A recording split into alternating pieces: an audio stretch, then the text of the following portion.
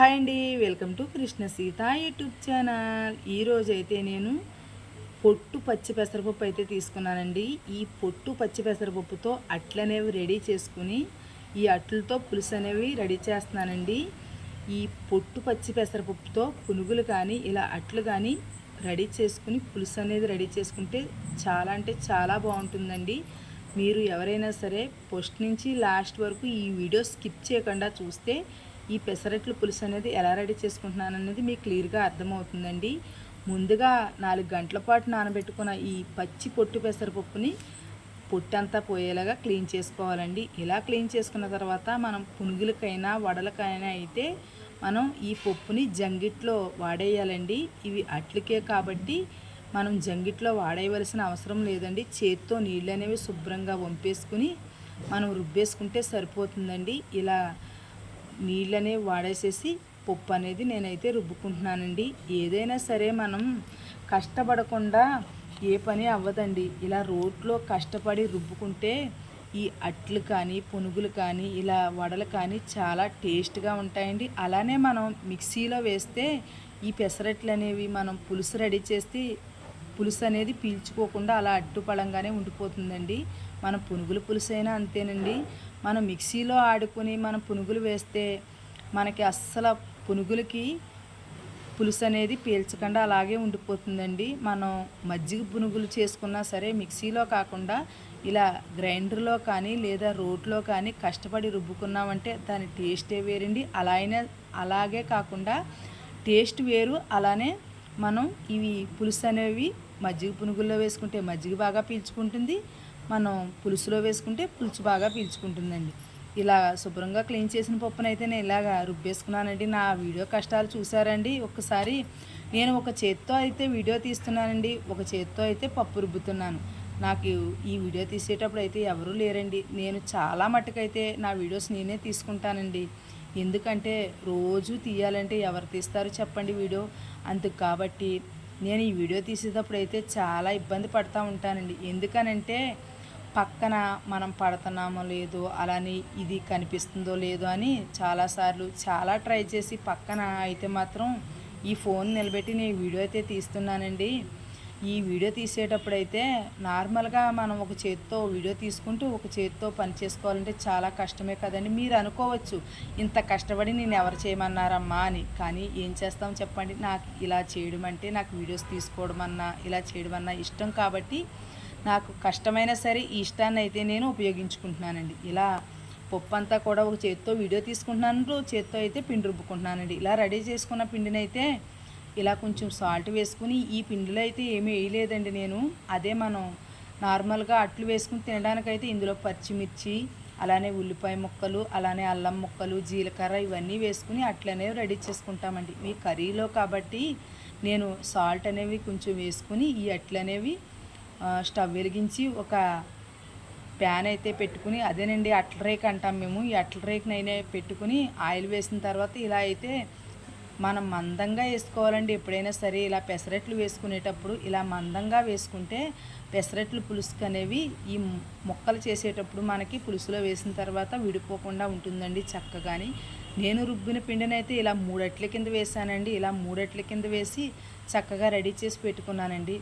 Ready చేసి పెట్టుకున్న తర్వాత పులుసు అయితే రెడీ చేసుకున్నానండి నేను. ఇలా 3 అట్లని కూడా చక్కగా ముక్కల కింద చేత్తోనే విరిచేసుకుని పక్కన పెట్టుకున్నానండి. అలానే దీనికి కావలసినట్టు 2 ఉల్లిపాయలు 4-5 పచ్చిమిర్చి అలానే 2 టమోటాలని కూడా రెడీ చేసుకుని ముక్కల కింద కట్ చేసి పెట్టుకున్నానండి. టమాటా ముక్కలను అయితే పేస్ట్ ఆడుకున్నానండి. అలానే కొంచెం చింతపండు గుజ్జును కూడా నానబెట్టుకుని పక్కన పెట్టుకున్నాను. ఇలా కట్ చేసుకున్న టమాటా ముక్కలను అయితే పేస్ట్ లాగా అయితే రెడీ చేసుకున్నానండి మిక్సీలో పెట్టి. ఇలా రెడీ చేసుకున్న తర్వాత మనం పులుసుకైతే చింతపండు నానబెట్టానని చెప్పాను కదండి. చింతపండు అయితే ఇలా ముందుగా రెడీ చేసుకుంటే మనకి పులుసు అనేది ఈజీగా రెడీ అవుతుందండి. అంటే మనం చేత్తో పిండుకోవడానికి ఈజీగా నాని ఉంటుంది. చూసారండి, స్టవ్ వెలిగించి కడాయి పెట్టి ఆయిల్ వేసి ఆయిల్ హీట్ ఎక్కిన తర్వాత ఇలా ఉల్లిపాయ ముక్కలు పచ్చిమిర్చి ముక్కలు అయితే వేసి ఇదంతా కూడా ద్వారగా వేగేంత వరకు అయితే వేయించుకున్నానండి. ఏదైనా సరే మనం కష్టపడకుండా ఏది రాదండి. ఎందుకంటే ఉదాహరణకి మీకు ఎగ్జాంపుల్గా ఒకటి చెప్తాను. మనకి కమ్మనైన నెయ్యి కావాలంటే దానికోసం మనం ఎంత కష్టపడాలండి. పాలు తీసుకుని బాగా మరిగించుకుని అవి చల్లారిన తర్వాత తోడింటి వేసుకుని అవి తోడుకున్న తర్వాత వాటిని మజ్జిగ చేసుకుని మజ్జిగలో వెన్న తీసుకుని బాగా మరిగించిన తర్వాత కానీ కమ్మనైన గుమగుమలాడే నెయ్యి తయారవ్వదండి. ఏదైనా సరే అంత కష్టపడకుండా ఏది రాదండి. ఎంతో కష్టపడితేనే కానీ కష్టపడకుండా వచ్చింది మనకి ఆ తృప్తి ఆనందం కూడా వేరండి. ఇలా కష్టపడి చేసిన దానికి మనం ఆనందాన్ని ఎక్కువ పొందుతాం. ఇలా ఉల్లిపాయ ముక్కలు పచ్చిమిర్చి ముక్కలు వేగిన తర్వాత ముందుగా రెడీ చేసుకున్న టమాటా గుజ్జుని అయితే కూడా వేసి ఇదంతా పచ్చివాసన పోయేంత వరకు కూడా మనం ఇలా మగ్గించుకోవాలండి. ఇలా మగ్గించుకుంటే ఈ పచ్చివాసన పోయిన తర్వాత నేను ముందుగా చెప్పాను కదండి, ఇలాగా పెసరట్లు వేసినవన్నీ కూడా ముక్కల కింద కట్ చేసేసుకున్నానండి. నేను ఇలా కట్ చేసుకుంటే మనం ముక్కలు అనేవి బాగా చిన్నగా కాకుండా ఇలా కట్ చేసుకుంటే మనకి పులుసులో వేసిన తర్వాత విడిపోకుండా ఉంటుంది. ఏదైనా సరే మనం ఇప్పుడు పెసరపప్పునే తీసుకోండి. పెసరపప్పుని తీసుకుంటే ఈ పెసరపప్పుని అట్ల కింద వేసుకోవచ్చు, పునుగుల కింద వేసుకోవచ్చు, వడల కింద వేసుకోవచ్చు అండి. అలాగే మనం పాలు ఉన్నాయంటే పాలను పన్నీరు చేసుకోవచ్చు, పెరుగు తోడు వేసుకోవచ్చు, కాఫీ పెట్టుకోవచ్చు, టీ పెట్టుకోవచ్చు అండి. ఏదైనా సరే మనం ఉపయోగించుకోవడానికి పట్టే ఉంటుందండి. ఇలా టమాటా పేస్ట్ కూడా వేగిన తర్వాత నేనైతే ఆ రోజు మసాలా అనేది పట్టించుకోలేదండి. మసాలా అనేది నూరుకోకుండా ఇలా అల్లం వెల్లుల్లి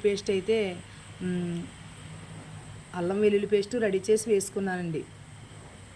కలంలో అయితే అల్లం వెల్లుల్లి పేస్ట్ అయితే రెడీ చేసుకున్నానండి. ఇలా రెడీ చేసుకుని వేసుకున్న తర్వాత తగినంత ఉప్పు, అలానే 3 స్పూన్ల కారం కూడా వేసానండి. ఎప్పుడైనా సరే నేను అప్పటికప్పుడే ఈ మసాలా అనేది రెడీ చేసుకుంటానండి. అంతేకాని ముందుగా రెడీ చేసుకున్న మసాలాను అయితే ఫ్రిడ్జ్లో పెట్టి వాడడం పెద్దగా చేయనండి. నేను అప్పటికప్పుడే మసాలా కావాలితే రెడీ చేసుకుని అప్పటికప్పుడే నేను కర్రీ అనేది రెడీ చేసుకుంటానండి. దీనికోసమని మనం ఎప్పుడైనా సరే మసాలా పొడి అనేది ముందుగా రెడీ చేసి అయితే అట్టి పెట్టుకోవచ్చండి. ఎందుకంటే మనం ధనియాలు, జీలకర్ర, లాంగి మొగ్గలు, లాలిక్కాయలు, దాల్చిన చెక్క ఇవన్నీ కూడా ఆయిల్ లేకుండా మనం ఉట్టిగా సిమ్లో పెట్టుకుని మంటని ద్వారగా వేయించుకుని అవి చల్లారిన తర్వాత పొడి అనేది పట్టుకుంటే చాలా టేస్టీగా ఉంటుందండి. ఏ కర్రీలో వేసుకున్నా సరే నేనైతే అలానే ముందుగా రెడీ చేసి అయితే మసాలా పొడి అనేది రెడీ చేసి పెట్టుకున్నానండి. ఇందులో అదే వేసుకుంటాను స్పూనుడు. అలానే ఇదంతా వేగిన తర్వాత ఉప్పు కారం వేసిన తర్వాత ఆ టమాటా పేస్ట్ వాటర్ వేసేసిన తర్వాత ఇలా వాటర్ అనేది మరిగేటప్పుడు మనం ముందుగా రెడీ చేసుకున్న చింతపండు గుజ్జుని అయితే ఇలా రసం కింద తీసుకుని వేసుకోవాలండి. ఇలా రసం కింద తీసుకుని వేసుకుని మూత అనేది పెట్టి మరగనివ్వాలి. ఇది మరిగేటప్పుడు ఒక స్పూన్ పంచదార వేసుకోవాలండి. అలా వేసుకుంటే పులుసు అనేది టేస్ట్గా బాగుంటుంది. ఇలా కలిపేసిన తర్వాత మూత పెట్టుకుని ఇలా మరిగేటప్పుడు అయితే మనం ముందుగా రెడీ చేసుకున్న పెసరట్టు ముక్కలు అయితే వేసేసుకోవాలండి. ఏదైనా సరే మనకి తినడానికి రుచిగా కావాలంటే కష్టపడి చేసుకోవాలి కదండి. మరి ఇలా మరిగేటప్పుడైతే మనం మూత తీసుకుని ముందుగా రెడీ చేసుకున్న పెసరట్టు ముక్కలు అయితే వేసేసుకోవాలండి. ఈ పెసరట్లు పులుసు కానీ మనకి అలానే పునుగుల పులుసు కానీ మనం లూజ్గానే దింపుకోకపోతే ఇవన్నీ వేసిన తర్వాత మనకి ఈ పునుగులు కానీ ఈ పెసరట్లు కానీ వీటికున్న పులుసు అంతా పీల్చేసుకుని టైట్గా అయితే అయిపోతుందండి. మనం కొంచెం లూజ్గానే మనం దింపుకునేటప్పుడు లూజ్గానే కట్టేసుకోవాలండి. స్టవ్ అనేది ఇలా కట్టుకుంటే మనకి అన్నంలో కలుపుకోవడానికి బాగుంటుంది. లేదంటే ఈ ముక్కలంతా కూడా ఈ పులుసు అనేది పట్టేస్తుందండి. ఉట్టి ముక్కల్లాగా ఉంటుంది కానీ కూర అయితే చాలా టేస్ట్గా ఉంటుందండి. పునుగులకైనా అంతే, పునుగులకైనా అంతే, పెసరట్ల పులుసుకైనా అంతే. ఇలా రెడీ చేసుకుంటే చాలా బాగుంటుంది. మీరు కూడా తప్పకుండా ట్రై చేయండి. అలానే నా వీడియో మీకు నచ్చితే నా ఛానల్ని సపోర్ట్ చేయండి. ఎవరైనా సబ్స్క్రైబ్ చేసుకొని వాళ్ళు ఉంటే సబ్స్క్రైబ్ చేసుకోండి. నా వీడియో నచ్చితే ఒక లైక్ చేయండి. నచ్చితేనే లైక్ చేయండి, నచ్చితే కామెంట్ చేయండి, నచ్చితే మీ ఫ్రెండ్స్కి షేర్ చేయండి. చూసారండి, చక్కగా చూడడానికి నోరూరిపోయేలాగా ఎంత బాగున్నాయి పెసరట్ల పులుసు. ఇందులో వేసినా సరే విడవండి, ఎందుకంటే మనం దలసరిగా అదేంటి మందంగా అనేది వేసుకున్నాం కదా, అందుకు కాబట్టి ఈ పెసరట్ల ముక్కలు అనేవి విడిపోకుండా ఉంటుంది. చక్కగా ఎంతో చూడడానికి నోరూరించే పెసరట్ల పులుసు అయితే రెడీ అండి. నచ్చితే లైక్ మాత్రం చేయడం మర్చిపోకండి. చూసారండి ఎంత చక్కగా ఉందో, ముక్క తీయగానే చూడడానికి నోరు ఊరించేలాగా పులుసు అయితే చాలా బాగా నచ్చింది నాకు. టేస్ట్ అనేది కూడా అంతే రుచిగా ఉందండి.